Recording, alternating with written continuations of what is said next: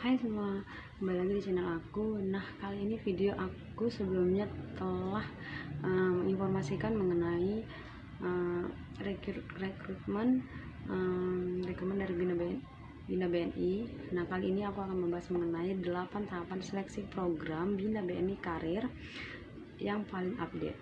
Jangan lupa tonton video ini sampai habis agar informasi yang disampaikan dapat kamu pahami. Apa saja yang akan dibahas dalam video ini, yaitu pengenalan mengenai Bina BNI, seputar program bidang Bina BNI, proses pendaftaran dan seleksi Bina BNI, yang pertama tes administrasi, wawancara awal, wawancara user untuk BNI, tes psikologi, wawancara psikologi, dan wawancara user tahap 2. Kemudian tes kesehatan dan pengajuan dan tanda tangan kontrak. Melalui sumber business.co.id, bahwasanya Bina BNI adalah program magang atau kontrak untuk para fresh graduate dan lulusan baru yang ingin meniti karir ataupun pekerjaan di BNI Bank Indonesia. BNI atau Bank Indonesia secara singkat, program ini adalah program dan bimbingan kerja bagi angkatan kerja yang belum memiliki pengalaman. Lalu bagaimana tahapan seleksi yang harus kamu jalani? Demi memberikan pelayanan yang baik terhadap pertumbuhan dan perkembangan masyarakat saat ini, maka pihak BNI harus terus merekrut tenaga dan pegawai terbaik yang dilakukan melalui program magang yang disebut dengan Bina BNI. Biasanya, sebelum pegawai bank BNI tersebut mulai aktif bekerja, maka calon karyawan harus melewati banyak rintangan dan atau ujiannya. Salah satu dari ujian tersebut adalah pihak BNI akan memberikan ujian masuk program atau pelatihan magang. Kemudian jangan lupa untuk hal ini bukan sekadar diberikan pelatihan magang saja, namun nanti akan diberikan gaji saat kamu mulai magang. Jadi tidak usah khawatir karena ilmu besar yang dapat serta pun akan juga mendapatkan bayaran. Di samping itu, meskipun hanya dikontrak beberapa tahun saja, nyatanya tidak menutup kemungkinan bagi kamu yang dapat mendapatkan peluang promosi, khususnya mempunyai kinerja yang bagus disertai dengan lowongan pengangkatan karyawan tetap.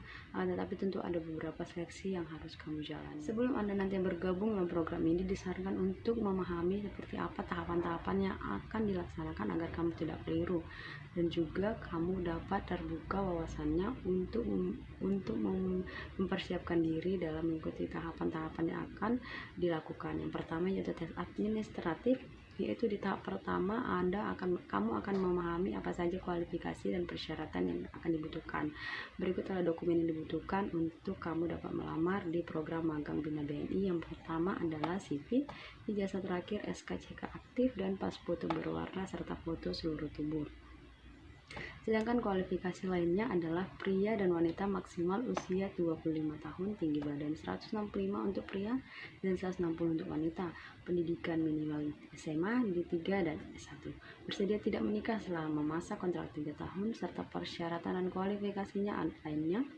Program Bina BNI lebih fokus kepada pendaftar yang sama sekali belum memiliki pengalaman kerja sama sekali dan tidak mau untuk menikah selama program berlangsung.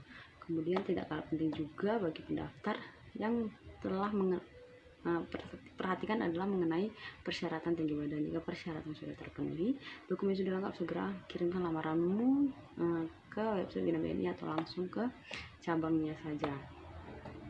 Yang kedua yaitu wawancara awal. Jika kamu merupakan kandidat yang sesuai dengan kualifikasi, iman mengenai rekrutmen BNI akan didapatkan untuk segera mengikuti wawancara awal. Jangan lupa menyiapkan dokumen yang dibutuhkan. Kemudian kamu akan segera mengikuti sesi wawancara.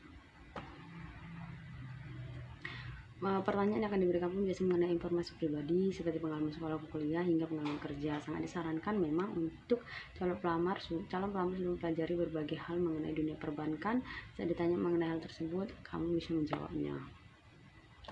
Yang ketiga adalah tahapan user untuk BNI. Tahapan selanjutnya harus dilalui adalah program wawancara dengan user. Pastikan untuk berpakaian rapi dan sopan serta membawa juga dokumen yang dibutuhkan. Mengenai pertanyaan yang akan diberikan itu biasanya seputar diri dan juga motivasi kerja. Tahapan yang keempat adalah tes psikologi. Tahapan selanjutnya adalah tes psikologi. Sebelum mengikuti tes, ada baiknya untuk mempelajari contoh tes psikologi. Dengan begitu kamu dapat mempersiapkan diri dan mental sebelum melangsungkan tes. yang namanya tes maka harus membawa dokumen yang dibutuhkan seperti identitas, foto 4x6, dan jangan lupa membawa alat tulis. Yang kelima adalah wawancara psikologi.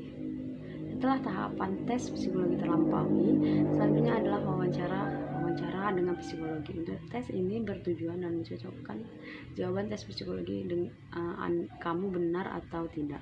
Pertanyaan yang diberikan pun biasanya mengenai diri sendiri. Hasil tes dan meninjau jawaban.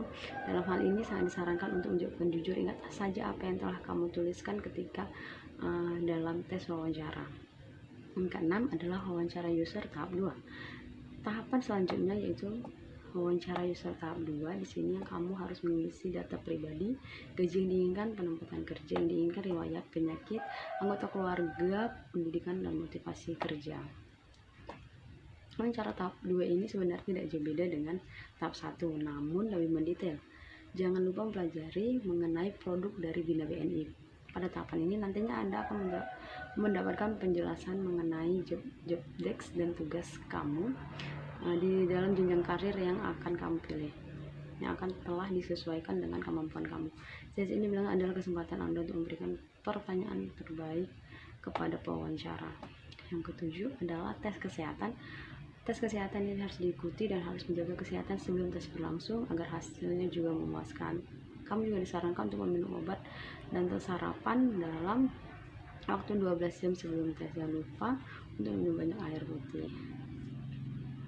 Selanjutnya adalah pengajuan dan tanda tangan kontrak. Setelah semua tahap terlampaui dan kamu dapat melewatinya, maka kamu akan diminta untuk membawa dokumen lengkap. Artinya kamu akan dikontrak dan mengikuti on job training selama 14 hari atau 2 minggu dan pendidikan selama 6 hari. Baiklah, itu saja video yang dapat aku sampaikan pada saat hari ini. Jika kamu merasa informasi yang aku berikan bermanfaat, maka kamu dapat bantu subscribe, like, komen, dan share kepada teman-teman kamu yang membutuhkan. Dan jangan lupa untuk nyalakan notifikasi agar video-video terupdate lainnya dapat sampai kepada kamu terlebih dahulu. Dan terima kasih, sampai jumpa lagi.